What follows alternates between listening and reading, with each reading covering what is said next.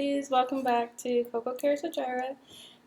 Today's a good day, guys. It's been a great day. I hope y'all are having a good day. You guys are feeling blessed. You are blessed. You're excited about life. I have a quick talk for today. Wow, a quick talk for today. So this happened like last night, and I've been like mulling it over with the Lord. So like when situations happen, or like when I can feel like a shift in energy or something like that, I'll always like kind of go through the situation or the scenario and then like think about like, okay, what part did I play? Like how could I have how could I have done better? Or maybe what could I have done to notice something, or what I did not notice, Basically debriefing with the Holy Spirit. I think that's the only way that we can grow, and a good way to make sure that you stay in line is making sure that you check yourself so other people don't have to check you, because I think when we be checking ourselves, sorry, I'm real comfortable with y'all. I feel like when we start to check ourselves, we can receive it more, because man, the Holy Spirit the Lord does such a great job with showing you where you're missing it, or I want to say missing it, because with Jesus you're never missing it, but showing you where like you're like, this is the level of expectation, not quite there yet, or showing you where maybe this trauma is still plaguing your heart a little bit, or just a great way of revealing to us what work needs to be done in a way that we are convicted, we love, but then we also can receive it to accept change, and then a lot of times when someone else checks you, you don't receive it the same way. Almost sometimes you never receive it at all. And then it's like, shaming someone, blaming, pointing the finger. Well, you do this and stuff. But it's like, that's not the point of the conversation. Let's stay on track. Let's stay focused. But yeah, I always feel like we should be allowing the Lord to check us so that other people don't have to check us. And this situation, y'all. Get ready for it. Here I really talk about accountability, guys, only because I feel as though my heart is for children, for our future, because I believe children are our future. And I feel as though if we are strong and healthy and thinking whole and thinking accountable and thinking sober-minded, it's only going to reflect in our kids, because how we raise them, what we teach them, how they begin to learn right from wrong, discipline, respect, all that stuff will come from us. And if we're healthy, whole, we're living life, loving ourselves, loving life, going after purpose instead of going after like meaningless things, and we're working on things that no one can take away from us, that is going to change the world. Because as each of us grow and continue to grow and live a life of growing, then you're only going to always get better. And the goal is to be willing to be wrong so that you can be right. Not just be right in your own wrongness and then try to shame other people because they don't see things the wrong way you see them. But let me move this because I'm shaking the table. But anyways, so topic, what should I title this one for today?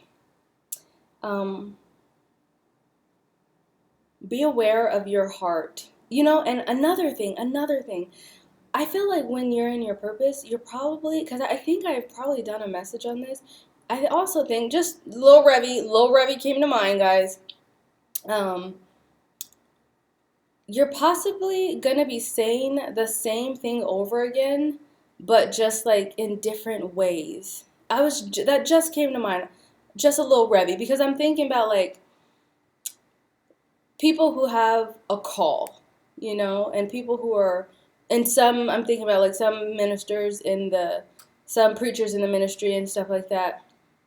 It's like, if they're talking about a topic, a lot of time the Lord, perfect example. I was about to do an explaining, but then after the explaining, you guys may not have understood. Okay, so I can, Kenneth Copeland, I feel like the Lord called him for faith, you know? Um, Bill Winston, I feel like the Lord called him for dominion and ownership. Creflo, I feel like the Lord called him for identity and prosperity. All of them prosperity, but you know, like they all have like their said areas within, like teaching the gospel within that area based on grace. You know, um, Jesse Duplantis, I feel like the Lord called him for prosperity, increase. Um, Jerry, favor. You know, like there's like people who I feel like the Lord anoints in a set area, and it's always gonna be pretty much like the basic same, like the basic root information. And there might be like some little flowers that spring up, you know, different kind of fruit that you might need to know about. But I feel as though you're always going to be talking about the same thing, but just in different variations as the time goes, so that you can always be relevant, not relevant, but always be relatable, or not even relatable, always be um, relevant. Yeah, because you have to be relevant for. See, this is how I talk, and this is how me and the Lord be talking and thinking and getting ideas. You guys. So you guys, the Lord had given me that idea while I was talking to you guys, and then I just, was thinking out loud. But that's how we be mulling over things. That's how we be going over things. But anyway, so guys, um, back on topic. Thank you, Lord. So, this is what happened. This is why I say, check your heart condition. Like, make sure your heart make sure you understand where your heart is and you're coming from your heart. So, I have a friend. I'm always going to be saying I have a friend because literally I only have pretty much like this many friends, right? But everyone is going to be my friend, because you could be a friend, a foe, a worker, or whatever. As the Lord grows this, I know you're probably going to see this video, and I don't want you to be that. I don't want you to be like, oh my gosh, she's talking about me. So I have a friend, right? And my friend had called me, and they were distressed about a situation, and they were talking about how they were feeling in that situation because they had asked somebody for something, and then that person gave them what they asked for, but they didn't give them what they asked for, I guess, up to their standard, So then they were saying, like, this is why I always feel this, because of this, and this, and I know they're lying, I know this, and all this other stuff. And I'm just, listening there. Because sometimes you can't give advice. Sometimes you just have to be there with them and listen. Sometimes they're not looking for you to do anything. They're just looking for your ear, for your heart, for your understanding, your sympathy, maybe. And so I was just like, yeah, I feel you. At certain points, I was like trying to give some encouraging wisdom. And other points, I was just like, dang, man, I'm sorry, y'all. Okay. So I was with this same friend yesterday, right? And we're at another friend's house having dinner, and I'm drinking like this fizzy water. So then I asked my friend, I'm like, hey bro, can you look in that drawer and get me a straw, right? When they talk about nonverbal communication speaks louder than verbal communication, like nonverbal communication speaks louder, your heart speaks louder, the desire to want to do something or not want to do something speaks louder, your energy, all of those like, if you pay attention to all of those, that will tell you how someone is feeling about you and a thing or a situation more so than what they say. So when I asked my friend to do this, I could tell off the bat, well, one, they don't like doing nothing for nobody. They don't like doing nothing for nobody, right? They don't like doing, but whatever. I was going to say a comment. They don't like doing nothing for nobody, right? And then I could tell off back when I asked them to do something, they like looked at me, and then they looked at the drawer, and they pulled the drawer out. And so the straws weren't in the drawer that I thought they were in, right? So they're just like looking at the content that's in the drawer, like, for like 5 minutes, right? Now you're thinking, maybe a response would be like, oh, they're not here, let me go check over here and stuff. No, like they stare at the drawer for 5 minutes, and then I'm like, okay, maybe they're not in that drawer. And then so I just say, like, the owner of the house, I'm like, hey, where are your straws? They're like, oh, they're right there, blah, blah, blah, whatever. And so another individual was closer to the drawer that the owner had specified where the straws were in. So then the person that I had asked to get the straw, they're like, oh, good, you're close. You can give her the straw. And then it's like, bro, do you not just want to pass me the straw?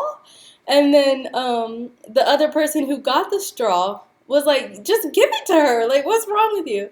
So she takes the straw and then she kind of like tosses it on the counter. Like, I don't want to hand it to you. I'm just going to toss it on the counter. And I was like, so I grab it. I'm like, thank you. Thank you. And then when I was sitting there, the ending. So after I grab it and I put it in my fizzy water, this individual like kind of like steps back from the counter that they were close to me by, and then literally walks all the way to the other side. To me, that signified like, don't ask me for anything else, and I just want to make sure I'm not in the vicinity so that no one can ask me for anything else or something, right?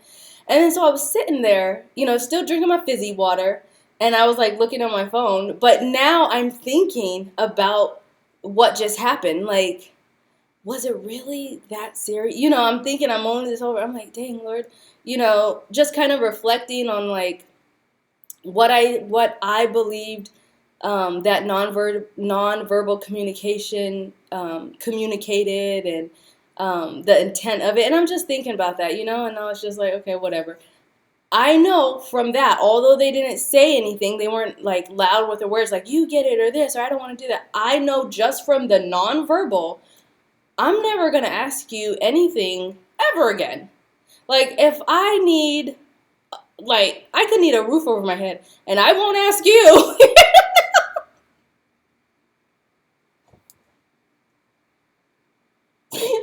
I won't ask you. Like, I'm just like, wow, seriously? But then an epiphany. Remember this, guys? The light bulbs came on in my mind, and I was like, oh my gosh, Lord, you reap what you sow. You reap what you sow.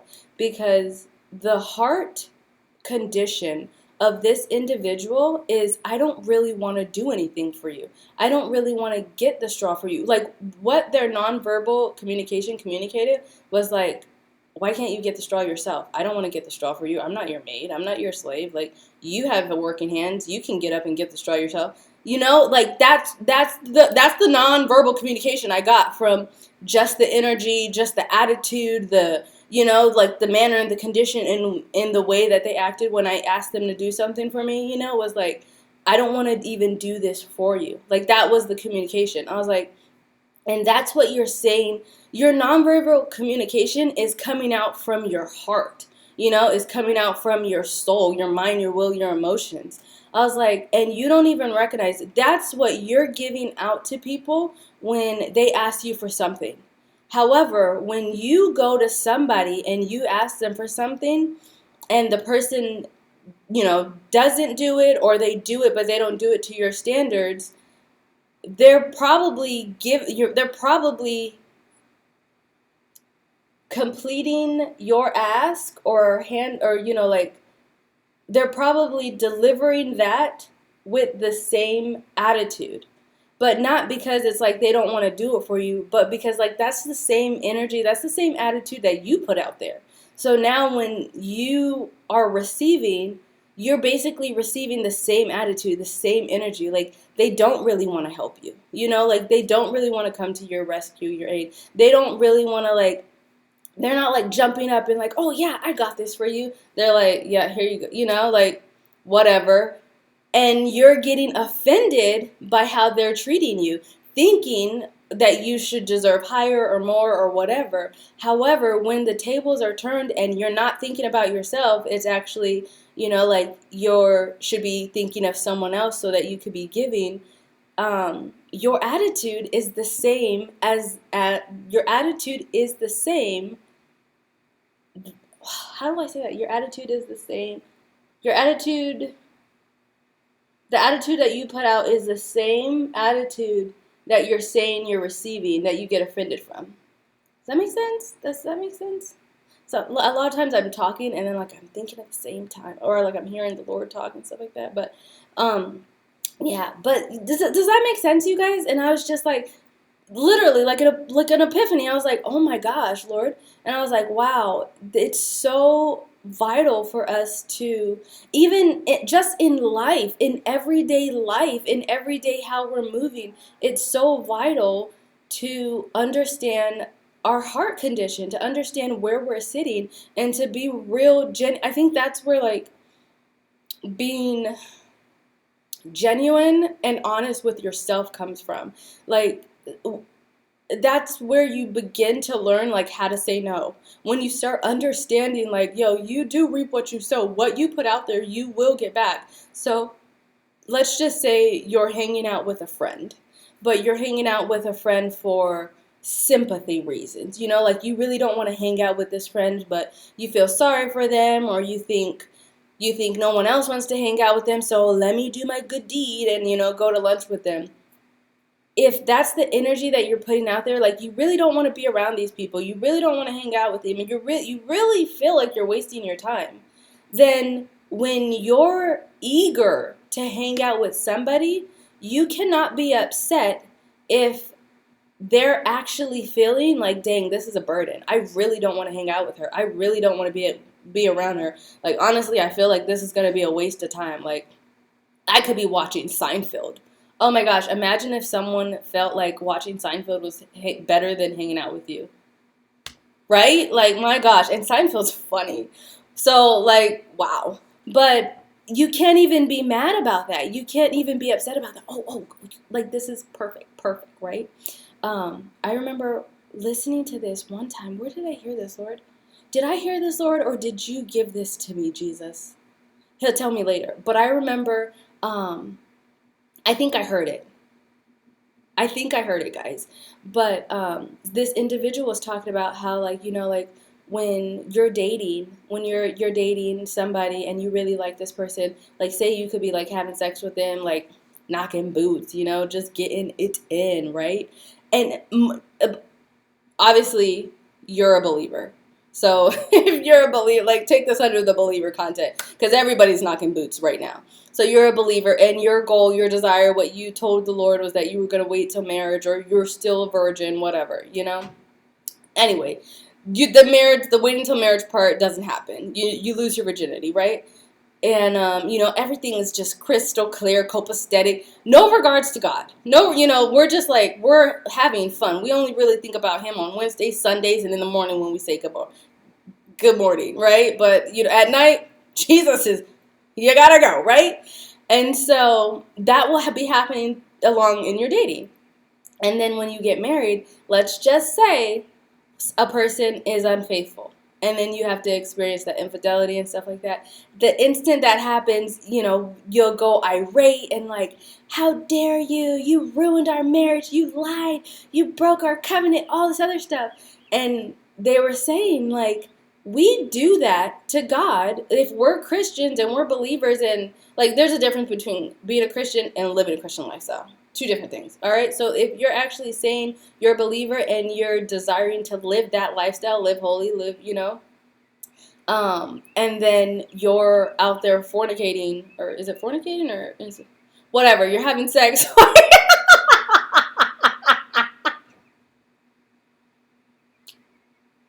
You're having sex while you're dating, right? And so when you're having sex while you're dating, not even thinking that that's what you're doing to the Lord the whole time, and then when you get married and that same thing happens in your marriage, and you experience naturally what God was experiencing, the hurt, the pain, from someone cheating on you, because technically when you were dating, you're not with this person. You're still, you still belong to God until he gives you to this man or this woman. When you experience the same pain, now you want to be like, how dare they? I gave them everything. I changed my life, all this other stuff. But when you was doing it, when you was having fun, everything was fine. Everything was fine. And I was just like, like, we have to understand, like, really get down and think about the root of our actions, the intent of our actions. If we're saying we want love, if we're saying we want thoughtfulness, thank you, Jesus, perfect example. If you're single and you desire your partner to be um, loving, caring, like understanding, patient, but then you're someone who's very nasty. You don't care about no one. Like if you see someone on the side of the road, like you're literally looking the other way. So make no eye contact. Like don't make eye contact. You're not thoughtful. Anytime you go somewhere, you order for you and you. Like all this other stuff. You're none of those things, but then you want someone to be all of that to you. It's, I mean, I don't know. Is that crazy or should we call me crazy? I don't think I'm crazy. I know I'm not crazy, so I think that's crazy. It's so hard for us it should be very hard for us to expect. And I think we need to normalize not expecting something that we have not yet become and that we're not striving for. Like, if you're not working on being authentic, being genuine, growing, not being perfect, because growing is about constantly failing so that you can learn from your lessons and get it right next time, so that you can apply wisdom, you can apply knowledge. So, in not being perfect, like, oh, nothing's going to happen, but failing forward, failing to your growth, if you're not willing to do that, then, like, you can't expect that. You cannot expect that. We need to normalize making sure that we are what we say we want. We are who we say we are. We are what we are expecting. And if you're not in that stride of becoming, or it's always becoming. I don't want to say being, because you're always going to be becoming until you die, I believe. I don't think you're going to ever be at a moment that you have arrived. And the minute you feel like you have arrived, you're at the bottom of a new hill. You better start climbing. But yeah, guys, that was just like my I don't know, my growth for today. Just thinking about that, like, really pay attention to your heart condition. Really pay attention to your intention, your intent. Really pay attention to like what you're giving out there. If you're expecting someone to run, to your rescue, to want to help you, to want to love you, want to be there for you, want to have your back, make sure you're someone who's running to the rescue, who's ready to help, ready to love, having people's back, doing what you say, being a woman, being a man of your word. Because if you're not, do not complain when people are giving you what you're giving them. And a good way for us to, another Rebbe, this is the Holy Spirit. Sorry. Let me stop.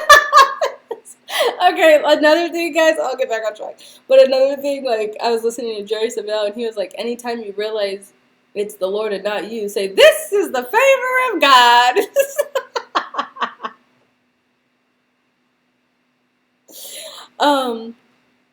Man, I think I lost the Revy. If it comes back, I'll tell you guys. I'll probably like tweet it or something, but I think I lost the Revy.